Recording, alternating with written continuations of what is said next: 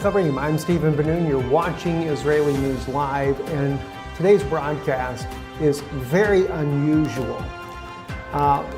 We're going to be discussing several things in our news broadcast today that clearly are, in some people's opinions, they are conspiracy theories. In other people's opinions, these things are really real. These things are happening on the earth. But we're also going to be looking at this from a prophetic standpoint, something that I discovered recently written in the book of Enoch, a book that, well, in some circles of Christianity and in Judaism, that the book of Enoch is not part of the Bible, but yet it's clearly part of the Ethiopic scriptures. It was even part of the Qumran community, where there has been many fragments, including an incomplete scroll of the book of Enoch that was discovered. So the Jewish people did accept the book of Enoch as an authoritative biblical scripture at one time, and in many Bibles it still is there, including even the Et Sefer that Dr. Stephen Pidgeon has put out as well, where he put this book back in the Bible. So we're going to be looking at some things from there, and we're going to even be looking at some articles that have been considered well, some might say it's fake news, some might say it's satire. Regardless of the case, there may be some very truth to it, and this is why I wanted to talk to you about these things.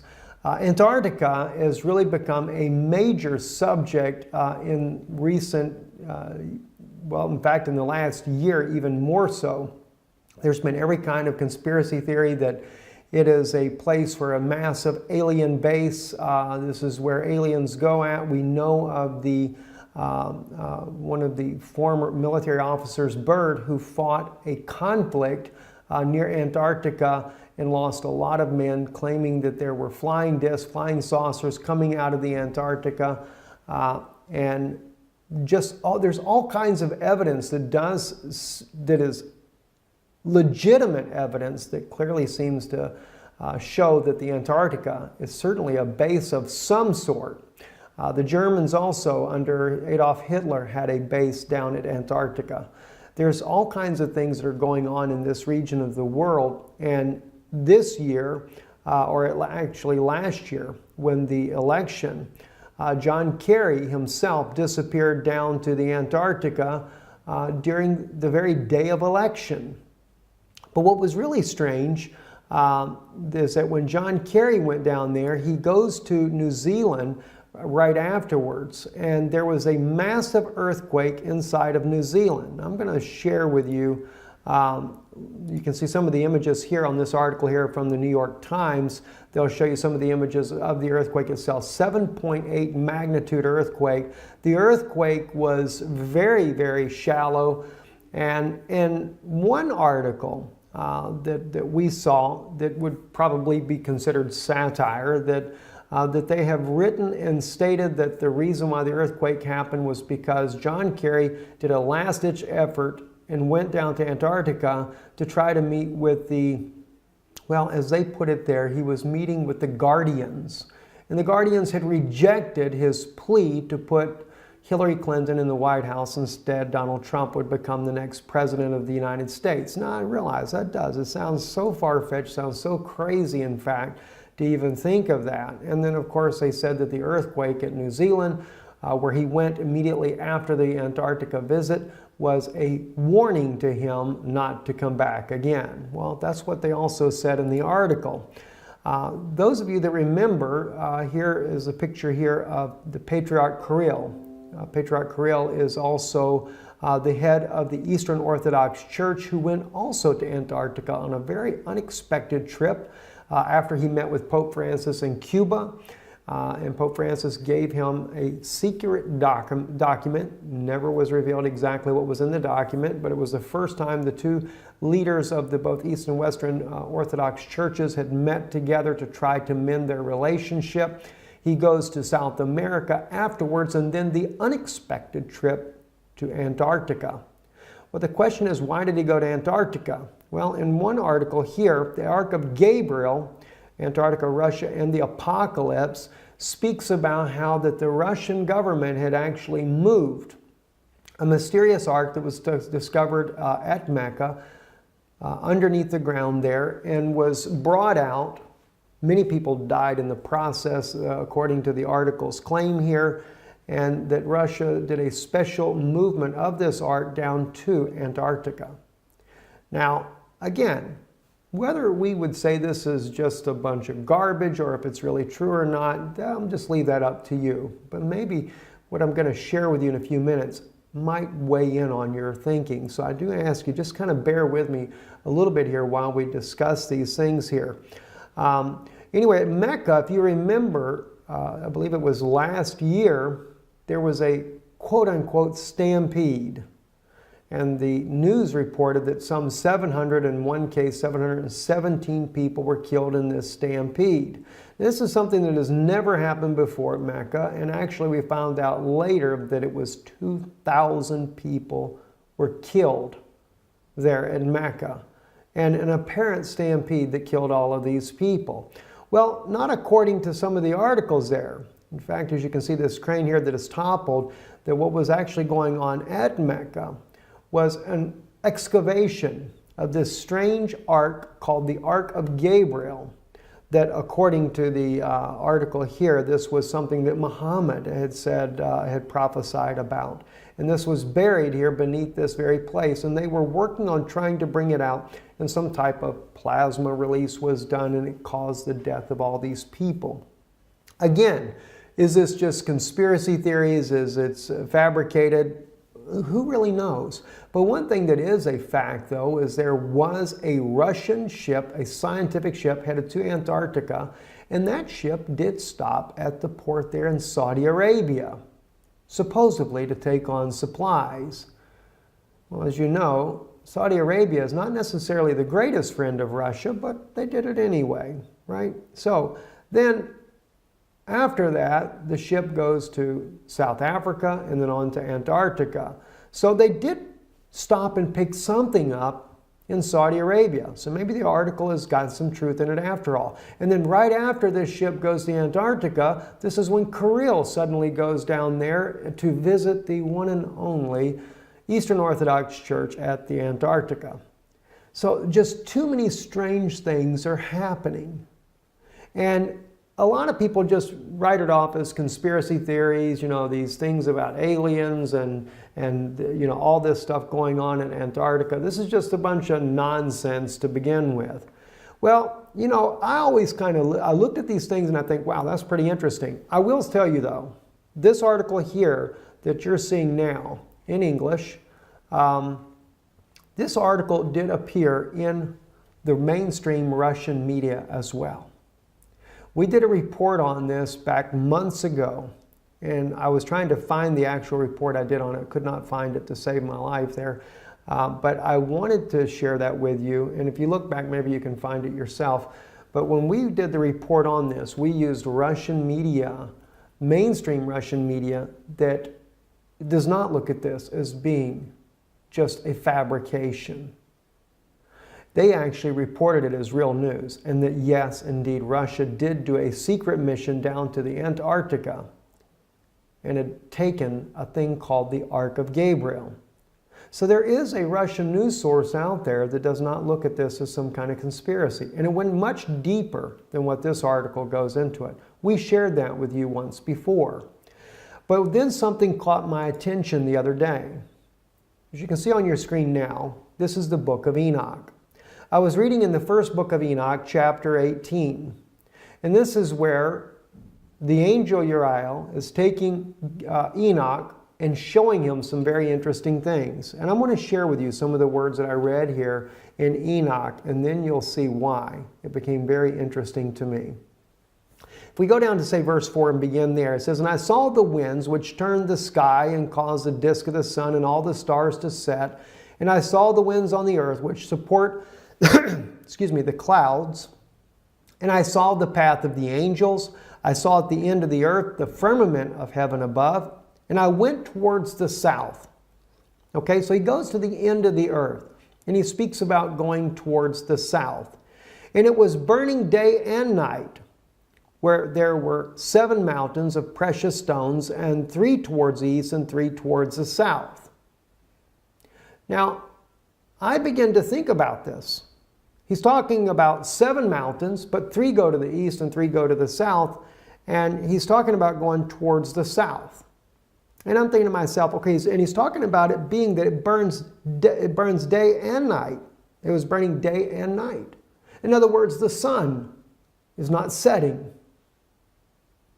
And I'm thinking to myself, well, the South Pole, that describes the South Pole like no other place on Earth. The sun just doesn't really ever set. It's always daylight. And so it really caught my attention. But then he mentioned about the 7 mountains. And of course he talks about the stones, etc. But then he says east and 3 go to the south. Well, that really got my attention. So I thought to myself, okay, is there a place down at the Antarctica that would kind of match this type of description? Well, oddly enough, there is. It's Mount Vincent. Now, you have to keep in mind what you're looking at here on your screen. You have Mount Vincent right here. It is called the Seven Summit. There are 3 going south. Now, you would say these are 3 to the west. It's actually described as southeast and southwest. But keeping in mind, when Enoch went here, the earth had not been tilted off its axis. So therefore, north and south, east and west was a bit different, right? And if you take and tilt the earth back the way it would have been, this will go just like that. And then you would have the 3 peaks, as it speaks about here, and we have the summit here, 3 peaks here. Those would go down to the south, just as he describes, and these here, the 3, would go to the east, just as he describes there. The 7 mountains, the 7 summits, and 3 to the east and 3 to the south. That really began to make sense. But the words here in Enoch get a little bit more strange though. And as I read on, it says, and those towards the east were of colored of stone and was of pearl, and one of a healing stone, and those towards the south of a red stone. And the middle one reached to heaven like the throne of the Lord, and stibium, and the top of the throne was a sapphire. And I saw a burning fire, and what was in all the mountains. Now, keeping in mind, the middle one was the tall one. And of course, at Mount Vincent, that's exactly the way it is. Mount Vincent is the tallest mountain. Now, I can't say that this is conclusively correct. I'm putting this here before you as a conjecture, something for you to think about, just something that I find very fascinating in line with all these anomalies that are happening at Antarctica, all the weird things that are going on. John Kerry, I mean, gosh, he did more than 1 visit down to the Antarctica here. Why? What's going on? Now, when I first looked at this, I'm thinking Planet X. They're going down there because they can see Planet X coming. All right? And maybe that has something to do with it as well. But what about some other things? I'm going to share with you some very serious things also that are going on down there that have been claimed by former military officers. Okay, so just hold on for a second here. It says, and I saw a place there beyond the great earth. There the waters gathered together, and I saw a deep chasm of the earth with pillars of heavenly fire, and saw among them fiery pillars of heaven, which were falling as regards both height and depth. They were immeasurable. And beyond this chasm, I saw a place, and it had neither the sky above it, nor the foundation of earth below it, and there was no water on it, and no birds, but it was a desert place. Now, I'm sure now when you read this part here, well, that throws that out. Must have been out in Saudi Arabia somewhere. Maybe not. Maybe not, guys. Let's take a look at something else here that's very, very interesting. All right, let's go actually to the 7summits.com website. And this is about Antarctica, and it's about Mount Vincent, and it talks about it being the tallest mountain, etc. Let me read to you the Antarctica facts, though. Besides the mountain summit, if you go down here to say about right up under the blue right here on your screen, the snowfall in Antarctica is so minimal that the continent has been called the world's coldest desert. The interior receives less than 3 centimeters, in other words, less than 1 inch of precipitation a year, making it the driest continent on Earth. The Antarctic dry valleys in Victoria Land are among the driest places on Earth. Some scientists believe that no rain has fallen there for 2 million years. Astronauts have visited the dry valleys because of their similarity to lunar landscapes. Isn't that interesting? They call it the coldest desert on Earth. Well, maybe Enoch has got something when he said it was a desert. All right? As he called it, there was no water on it and no birds, but it was a desert place. Well, there are no birds. There are no penguins when you get that deep into Antarctica. There's just no life at all. And a terrible thing I saw there, 7 stars like the great burning mountains, and like a spirit questioning me, the angel said, "This is the place of the end of heaven and earth. This is the prison for the stars of heaven and the host of heaven and the stars which roll over the fire. These are the ones which transgress the commandment of the Lord from the beginning of their rising, because they did not come out at their proper times, and he was angry with them and bound them until the time of consummation of their sin in the year of mystery." And I, Uriel, we go into chapter 19 here, real quick here, just the first verse, said to me, "The spirits of the angels who were promiscuous with women will stand here, and they, assuming many forms, made men unclean, and will lead men astray so that they sacrifice to demons as gods." Now, if you notice, that is a continuation. They're not dead. They're still there. And they do what? They will lead men astray so that they sacrifice to demons as gods. Wasn't that interesting? CERN not long ago, where they sacrificed a young woman. Oh, they claimed it wasn't real, but found out later, according to Russian media, it was real. Russian media even was able to determine which woman it was that had been kidnapped. That was by not just so much the media, it was actually Russian intelligence officers that determined this information, but it was in Russian news, and we shared that with you here on Israeli News Live. So they sacrifice to demons as gods. They will stand there until the great day of judgment, on which they will be judged, so that an end will be made of them. But they still have very much access to men on this earth, and they are leading them astray, and they can they assuming many forms. That's pretty wild. I mean, I've never seen anything like this in my life. And the point is that I make here, when we look in chapter 18, it appears to be, and it could be completely somewhere else different on the earth. All right, I'm just saying this as a conjecture to you to consider this. But it appears to be that Antarctica is that region that he's speaking of. For one, it has to be a place that's burning day and night. That sun is where they can see day and night.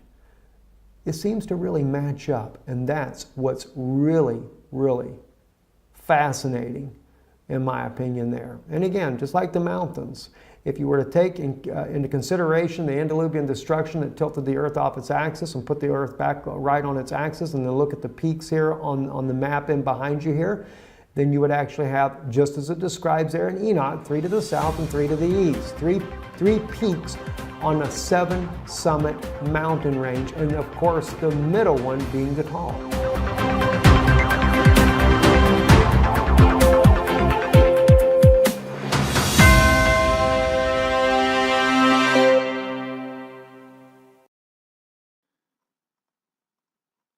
Well, after that opening video, I hope your interest is piqued. So, brothers and sisters and guests, welcome back. As I said a couple of weeks ago, it's a great blessing to be able to minister these great truths week by week, and it's my prayer that every week you go home with another new transformative truth. The truths just keep getting deeper and deeper, and we are now slowly making our way towards the center of the message of the fascinating book, the book of Revelation.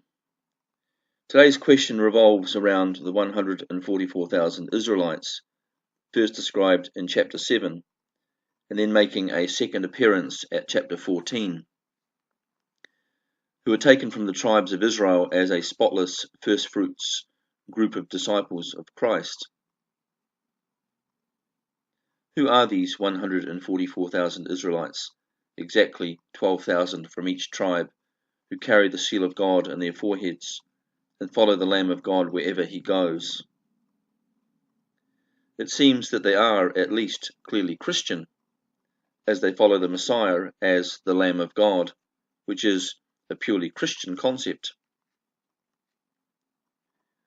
We will look, of course, at whether there is reasonably any chance that the list given could be received literally, given that most of the tribes have long been lost to history. We will also look at the significance of the unusual order in which the tribes are listed. We will suggest that the great crowd of witnesses that follow this vision in Revelation 7 are not some other group of believers, but indeed the same group, only seen non-symbolically in order to identify the greater Israel of the new covenant. We will also examine the new Melchizedek priesthood associated with this new apocalyptic house of Israel, the links between the 24 elders seated in heaven and the 24 courses of musicians and worshippers who sorry go back to the beginning of this paragraph. We will look at course We will look, of course, at whether there is reasonably any chance that the list given could be received literally, given that most of the tribes have long been lost to history. We also look at the significance of the unusual order in which the tribes are listed.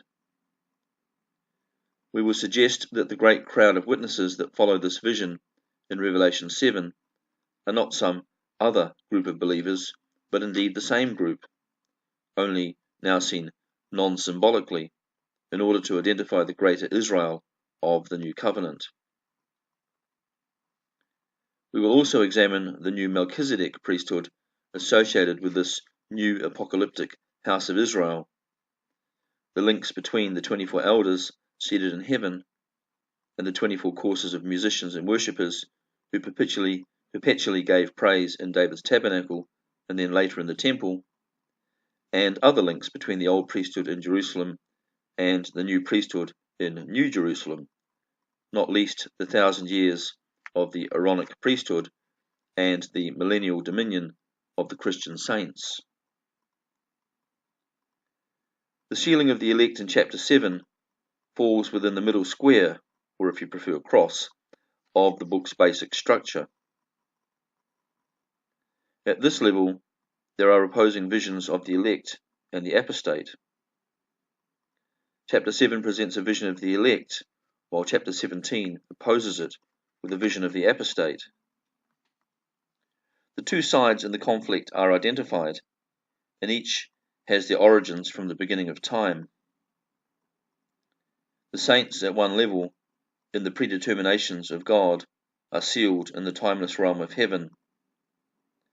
The apostate, however, are sealed by faith in the earth realm, with allegiance to the beast and the world, as described in Revelation 13. The world of the apostate is summed up in the vision of the beast and great harlot. It is a world system held guilty for the blood of the saints. Across the opposite diagonal of this middle square are chapters 8 and 9 at one corner and chapters 15 and 16 at the other. Chapters 8 and 9 describe the 7 apocalyptic trumpets, with chapter 9 introducing the wrath of God, subsequently outlined in chapters 15 and 16 in terms of the 7 vials of wrath. Armageddon and its aftermath make up the 6th and 7th of these vials.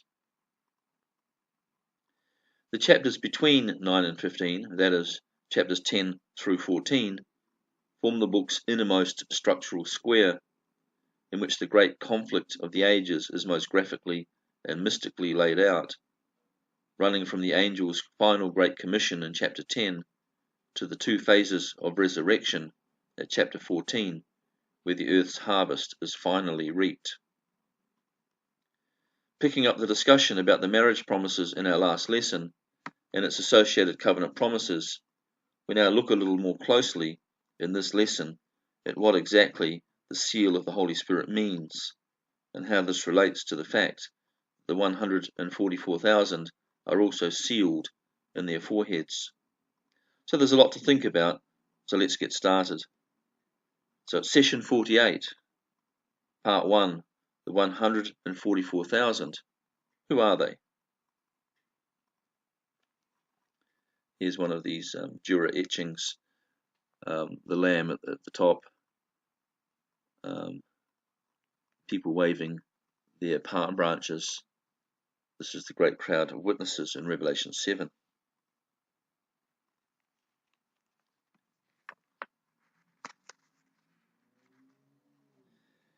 Revelation 7 verses 4 to 8. And I heard the number of the sealed, 144,000, sealed out of every tribe of the sons of Israel. Out of the tribe of Judah, 12,000 sealed. Out of the tribe of Reuben, 12,000. Out of the tribe of Gad, 12,000. Out of the tribe of Asher, 12,000. Out of the tribe of Naphtali, 12,000. Out of the tribe of Manasseh, 12,000. Out of the tribe of Simeon, 12,000. Out of the tribe of Levi, 12,000. Out of the tribe of Issachar, 12,000. Out of the tribe of Zebulun, 12,000. Out of the tribe of Joseph, 12,000. Out of the tribe of Benjamin, 12,000. The 144,000 are sealed by God Himself. The New Testament saints are sealed in the blood of Christ. And we can see there from Ephesians 1, 11 and 14, and also Numbers 6. And both of those ideas are brought into Revelation 3:12. Let's have a look at those passages. It is blood that is so much better than the blood of animals. It is blood that is better than that of any other human being. It is the blood of the virgin born.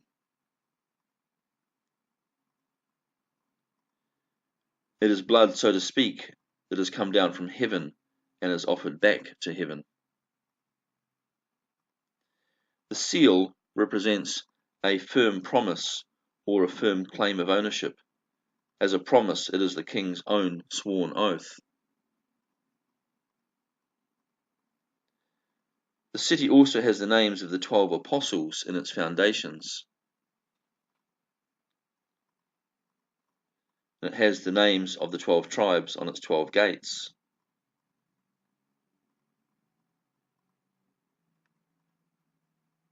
I did that wrong. We'll do it again from here. The New Jerusalem has the names of the 12 tribes on its 12 gates. The sealed ones may enter by its 12 gates. But the city also has the names of the 12 apostles in its foundations.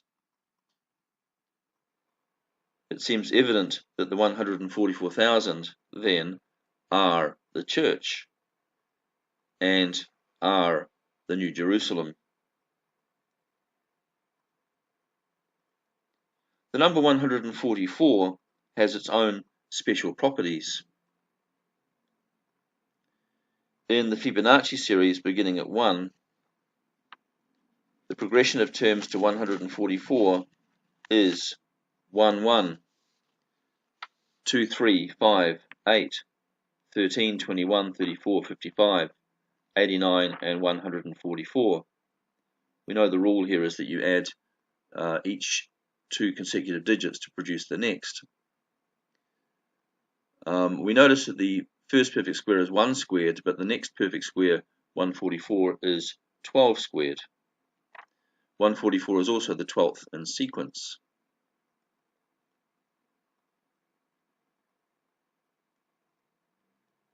The square power on the 12 depicts a divine government and priesthood that is spread across the earth. Now, in the Hebrew text, the words Gan, meaning the Garden of Eden, also has the gematria 144. The 13th or next number in the Fibonacci sequence is 233 by adding 89 and 144. 233 happens to be the gematria of the expression Etz HaChaim, which means the tree of life. And so we see that with the 144 and the 233, we have in gematria form the Garden of Eden and the tree of life. The 13th or next number is 233, but what all of the other numbers represent individually, I can't say. I have not yet found a meaning for the number 89, and I'm going to edit that whole sentence out. Now 1000 is 10 cubed. The 10 cubed indicates a three-dimensional completeness. The power on the number tends to be the dimensionality of the extent of a thing.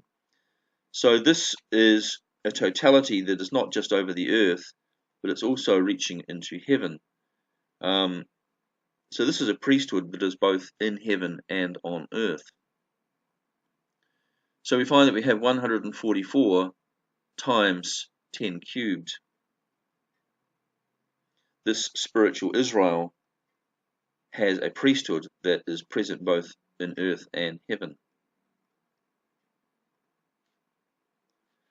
The growth of the Fibonacci sum from 1 to 41 to 144 symbolizes perhaps how the gospel message grows and propagates historically until, at the end of the age, both the church and the testimony are perfected. The 144 are sealed in their foreheads.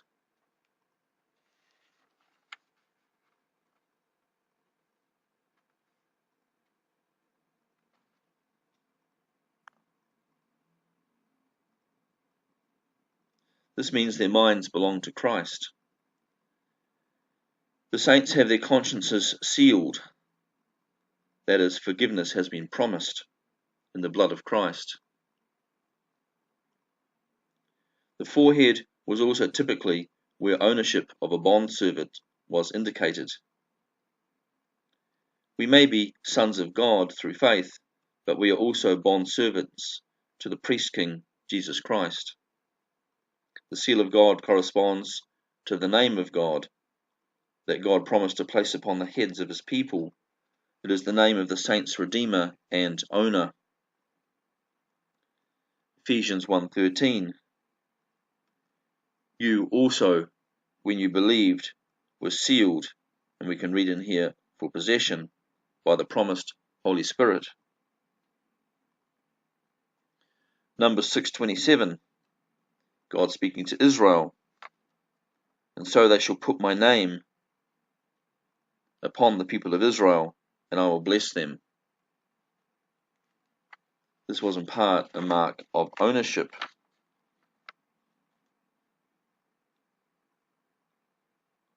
As the Israelites go forth in the name of their God, the blessing goes with them.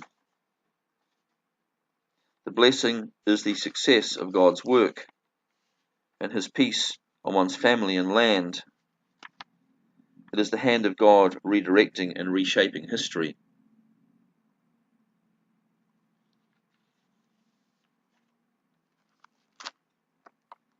It stands against the curse, which waits to steal away not only the blessing, but even the well-being of the one to whom the blessing should have come.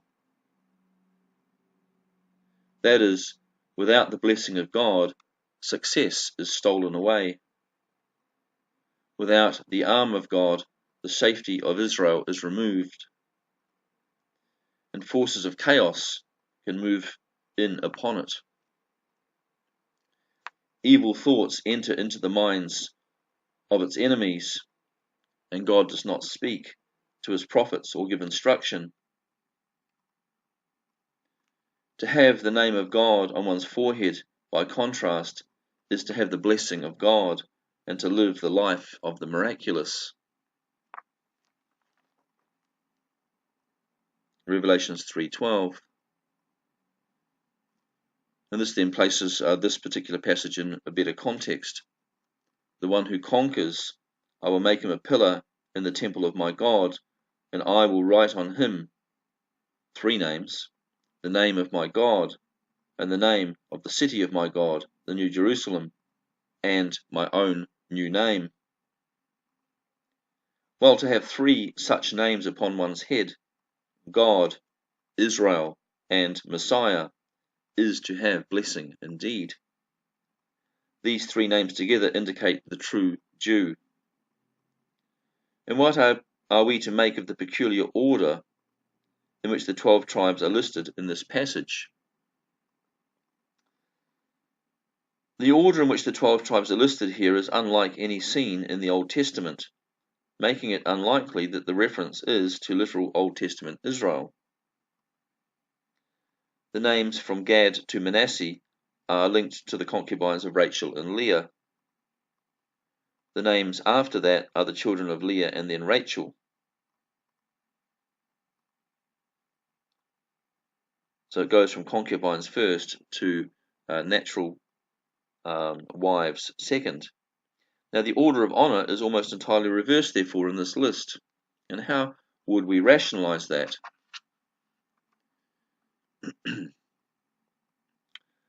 Well, Judah received the birthright privilege that was originally Reuben's.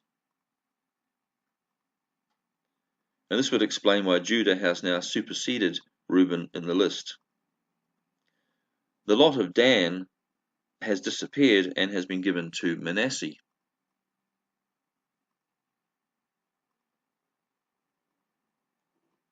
Dan's omission may be because this was the only tribe not to take its inheritance while Joshua lived.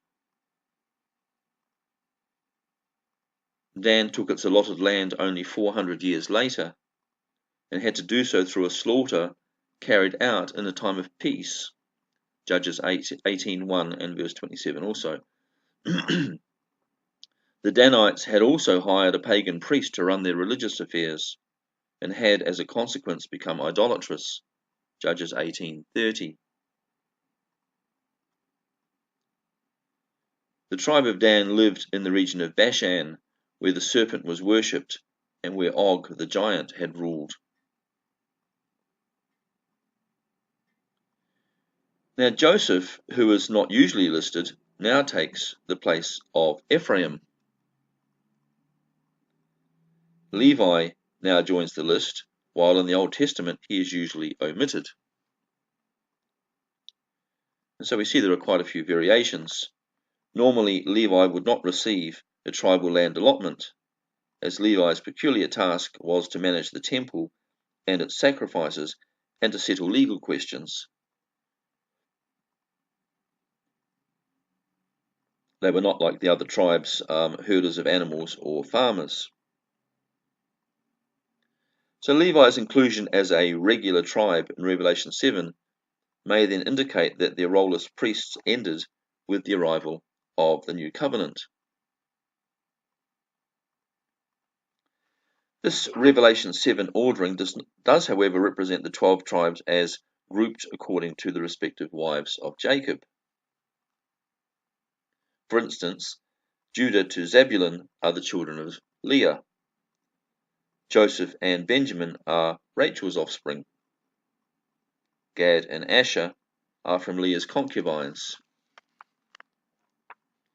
Naphtali and Dan, although now replaced by Manasseh, are from Rachel's concubine.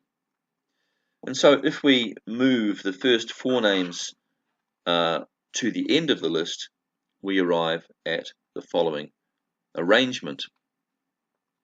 And by the way, this choosing of concubines first seems to speak of a choosing of the one that isn't naturally the chosen one, but nevertheless now becomes the chosen one. There's a sign here of divine election, perhaps a symbol of it in the way these tribes are listed.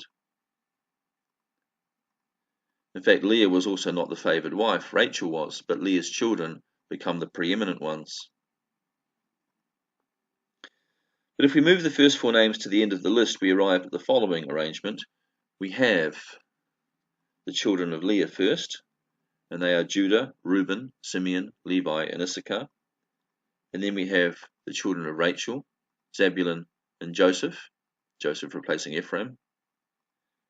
Then we have the children of Leah's concubine, which are Benjamin, Gad, and Asher. And then the children of Rachel's concubine, Naphtali and Manasseh, who replaces Dan. While Rachel may have been Jacob's favoured wife, it was Leah's children who had the preeminence over those of Rachel, and the same went for the children of the concubines. And so this seems to be a picture of divine election. Now, if we do not make this rearrangement, if we don't move those four tribes from the top to the bottom, and leave the bottom four at the top, the symbol of divine election, if anything, is even stronger. Not only is it Leah ahead of Rachel, but it's also now concubines ahead of wives. God has really chosen the lowly first and the entitled last. In Christ, he has also chosen the lowly Gentile ahead of the entitled Jew. The Israel depicted in this vision is therefore the Israel that has been chosen and called out from the despised nations, the Gentile version of Israel, the church. So I've assumed the 144,000 should be understood symbolically. But is there a possibility that the 144,000 could be taken literally? Well, let's consider that for a moment. The main problem for literality is that 10 of these 12 tribes have long been lost to history. Not even the remnant of a single tribe is recorded as having returned from Assyrian captivity. The few stragglers that did make it back were simply absorbed into Judah, surrendering any earlier tribal identity. And with loss of tribal identity, subsequent intermarriage with other people groups would have eradicated their original identities.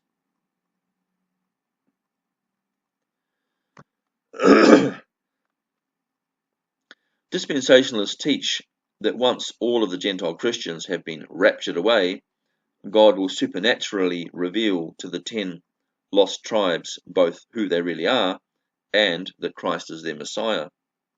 They surmise that this will lead to their instantaneous conversion. Combined with 24,000 converts from the remaining 2 tribes, these instantly converted Israelites will make up the 144,000 Israelites of this text. They are then tasked with evangelizing the world with the gospel under the regime of the Antichrist. These zealous Israelites will then succeed in bringing millions to Christ. Well, such is the dispensationalist argument. And while this scenario is not strictly impossible, it does sound highly unlikely to me. And a literal interpretation therefore also seems highly unlikely for this passage. Now, Jehovah's Witnesses are among those who think that these 144,000 are literal saints, and that they are not a Jewish group, but an elect apostolic group among the Christian saints who have a special status with God.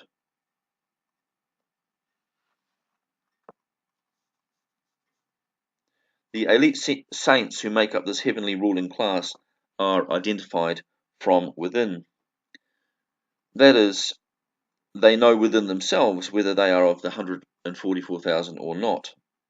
These are the saints who will receive the special right to rule with Christ in the millennium. This is the Jehovah's Witness point of view. And again, this is not impossible, but it is, I believe, highly unlikely. The British Israel movement attempts to locate the 10 lost tribes in the form of the modern European nations, plus England and the United States. Well, this may sound crazy, but there is, in fact, a relatively strong case for this. Just the problem is there is just some historical, um, there's a lack of historical records to tie it together in a documented fashion. But the case is made in part from the alphabetic systems, the tribal tartans, and even the symbols of heraldry in Europe, the ancient symbols. There are certain linguistic connections that are also made, but some are almost too simple to be plausible. An example might be, for instance, the identification of Saxons as Isaac's sons. Another example would be the claim that the common prefix dun, found all over Scotland, and generally translated to mean hill, arises from the arrival of the tribe of Dan in that land.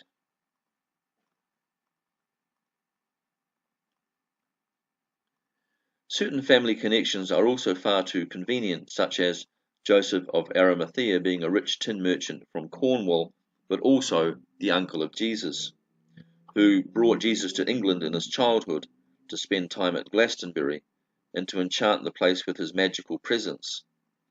This legend, of course, is captured in the miraculous character of the Glastonbury legends.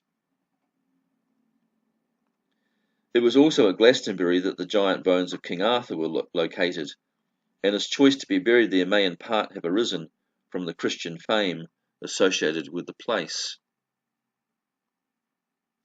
Histories in Europe are very sparse before 500 AD, and before about 850 AD in the British Isles, and most of the early history is legendary and received only by word of mouth.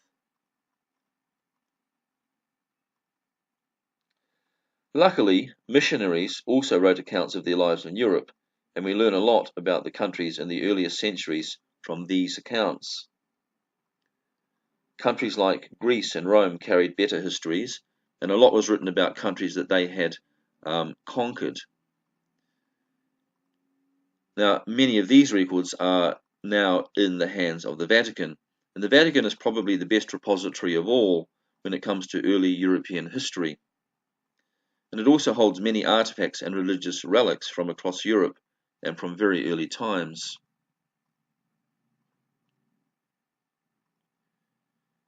Those interested in the theories of migration and settlement presented by the British Israel movement can review the publications of the British Israel World Federation, which is in fact still operating. A search online will also quickly lead you to lists of European countries and the tribes they believe migrated to those countries. The Mormon Church, with its great data bank, traces the scattering of Israel's 10 lost tribes using the names of ancient people groups around the world. They believe this is probably quite a good way to locate them. However, there are many indications that at least some of the lost 10 tribes were scattered across the continents as intact tribal fragments. But they didn't all go to Europe. Nevertheless, the tribes have largely lost their integrity with time, even under this analysis, and could still be considered to be lost because of intermarriage with subsequent migrants. As soon as a people group loses interest in maintaining its unique identity, this usually happens within only a generation or two, and the history is lost and forgotten by the new generations of children. However, there is at least a little I can say about where some of these tribes might still be located in the present day. As some of you will know, my wife is from Pakistan.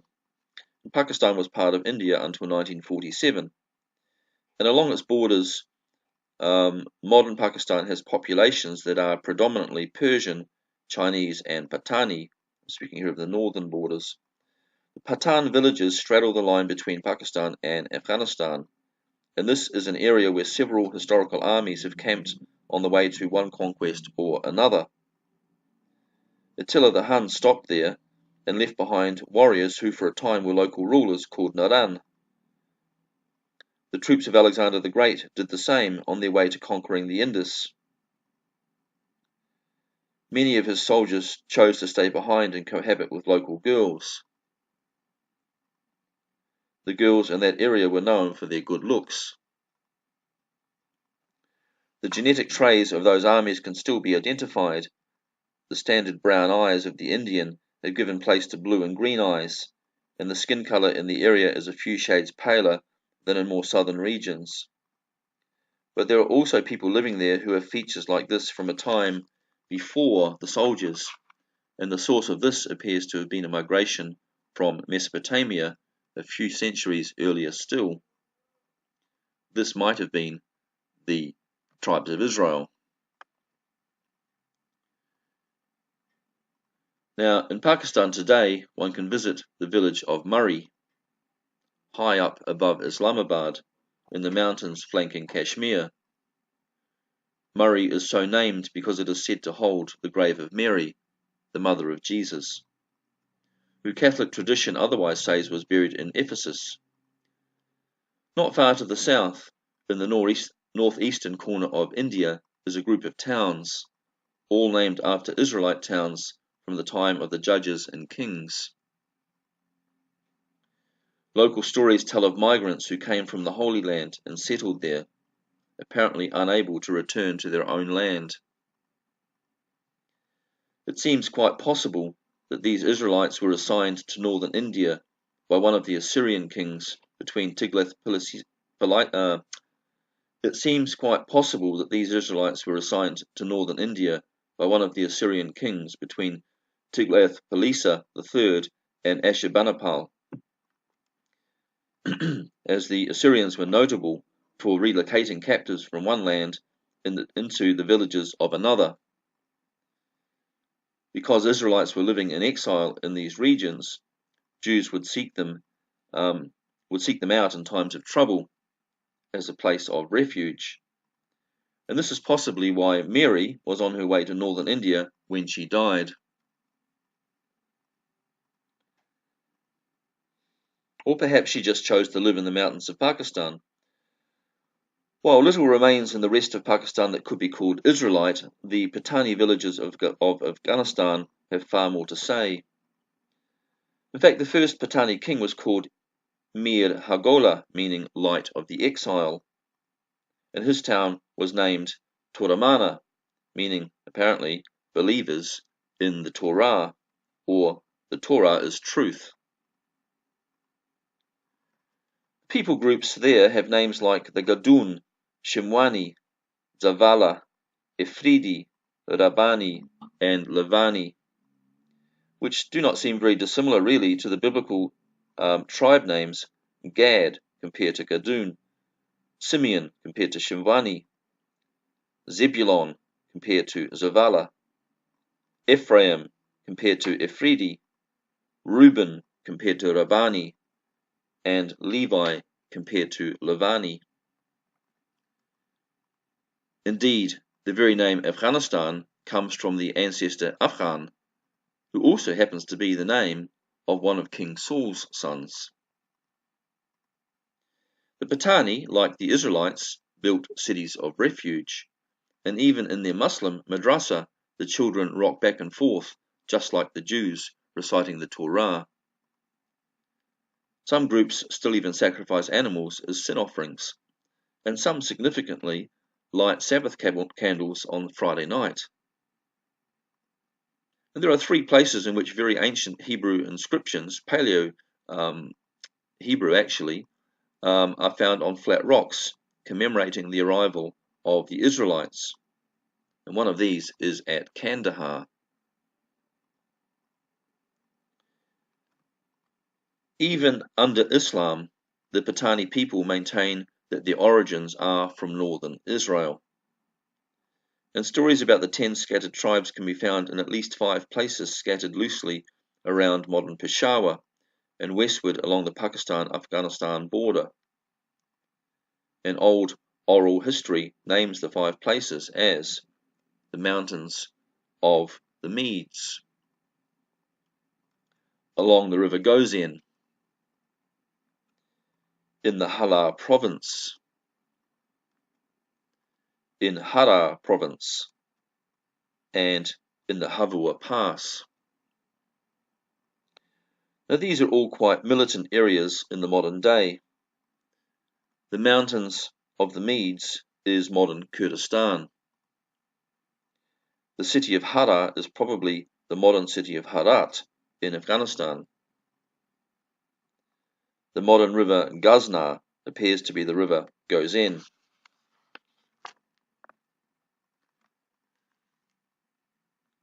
The pass of Havua is the modern border city of Peshawar,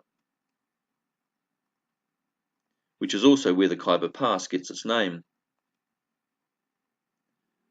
The modern province of Hala still has its ancestral name. As far as the identity of the Jews goes, and we are speaking now of the two tribes that have not been lost, it might be thought to be more intact. But the fact is that most of those Jews scattered to the nations by the Romans have not returned. The bulk of those who did return to Israel in the modern day are the descendants of converted peoples. Many native Jews fled to southern Arabia and Yemen after the Roman purge of 135 AD, and they joined in the quest for Yemenite gold, and a truer Jewish bloodline is likely to be found if one looks there in Yemen. I'll stop there, Karen, because you want to.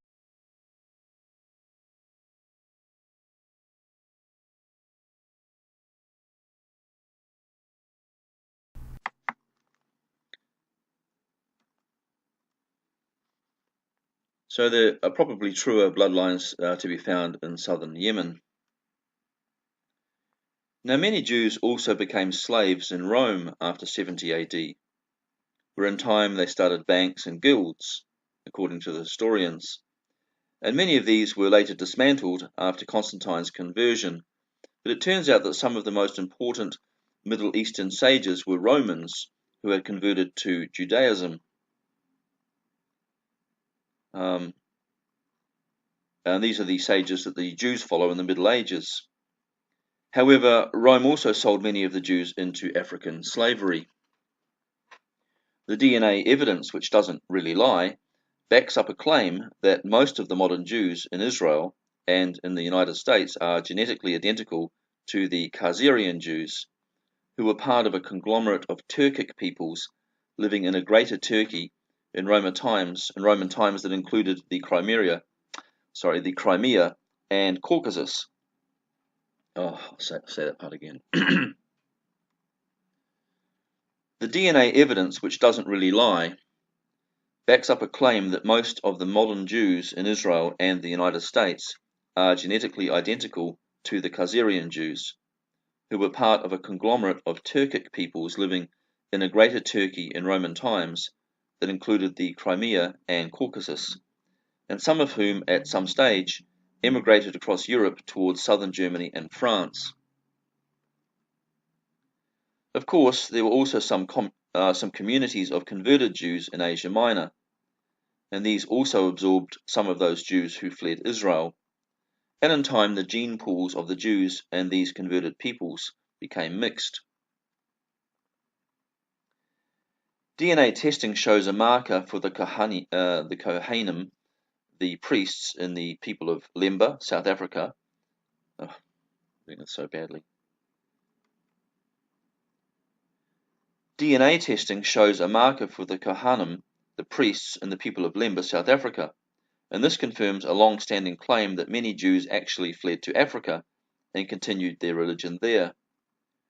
The 40 million Igbo in Nigeria, who are now mainly Christian, also show some of the distinctly Israelite genes. Many American slaves subsequently came from this region, and lately Christian groups have come up among African American peoples, where they teach that they are the real bloodline of Israel in the world today. The Khazarian kingdom in Turkey began to collapse after 1000 AD, and many of the families that fled there earlier now returned to Israel. Many of these returnees adopted the religion of the Samaritans, as it was the strongest Jewish religion in the land at the time, before a series of strong rabbinical leaders also returned to Israel and took up lodgings in and around Safa, a town within view of Jerusalem. These rabbis of the Middle Ages helped to move Jewish practices and beliefs back closer to their first form. Others left Turkey and went in directions other than due south to Israel, and Jews are now seen returning to Israel from places as diverse as Greece, Iran, and Japan. Others went halfway home to Israel and chose to live in Sidon and Syria. In the modern day, Jews are making aliyah, that is, return, from a variety of countries, especially from Russia and France.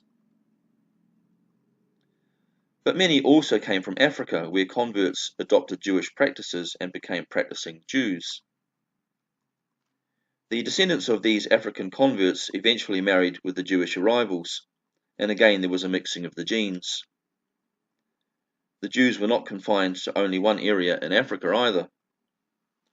Jewish Africans are returning to Israel today from Ethiopia, Somalia, South Africa, Zimbabwe, Sao Tome, Sierra Leone, Liberia, Senegal, Cameroon, Mali, Uganda, Ghana, Nigeria, and a few other areas. And of course, Arabian Yemen also holds many who still carry the genes of distant Jewish mothers. Theodor Herzl first saw anti-Semitism in France during the Dreyfus affair. Now, Dreyfus was a French or German Jew in France, and when he had all his medals stripped from him publicly for some supposed crime, the whole country began chanting, "Down with the Jews, down with the Jews." The Kishinev massacre in 1903, although that may be overstating it slightly, but it occurred in a town called Kishinev where Orthodox Christians were attacked and the Kishinev massacre in 1903, where Orthodox Christians attacked and killed Jews, convinced Theodor Herzl that anti-Semitism was still as alive in Russia as it was in France and Germany, and that the Jews really needed a homeland for their long-term safety and survival. So Herzl approached the British and asked for a protectorate in the Mideast for the Russian Jews, but he got a no. The Brits did suggest Uganda, however, but the Zionist Council rejected Uganda. Now, Theodor Herzl was a Catholic Jew, and therefore was well integrated into Europe already, and like so many Austrian Jews, they were so wealthy and so well established and comfortable in the European situations that they didn't support Herzl's vision of returning to the Palestine desert. They also feared that all their money would be sought by the new state for nation building. Anyway, back to our 144,000, who we still believe are the church, only in a symbolic representation. James 1:1 refers to the 12, not 10 tribes scattered among the nations, but it seems clear he is speaking figuratively of all saints, as the new Israel scattered among the nations. The great crowd of saints from every nation, which is the next vision in Revelation 7, therefore appears to be the real, non-symbolic view of the same group of people as formed the elect 144,000. Here it may well be Scripture is interpreting Scripture, with the latter part of chapter 7 interpreting the former part. Here, as is the case with the more difficult to understand visions of Daniel, angels give an immediate explanation of the symbol. And if that's the case, we can understand that the great crowd of witnesses from all nations is that 144,000, and they are a Christian elect. And so with that thought, we leave you today. We'll pick it up again next week to continue this discussion about the 144,000. Until then, wish you have a great week. Thanks for coming again tonight. God be with you, and be well. Bye-bye.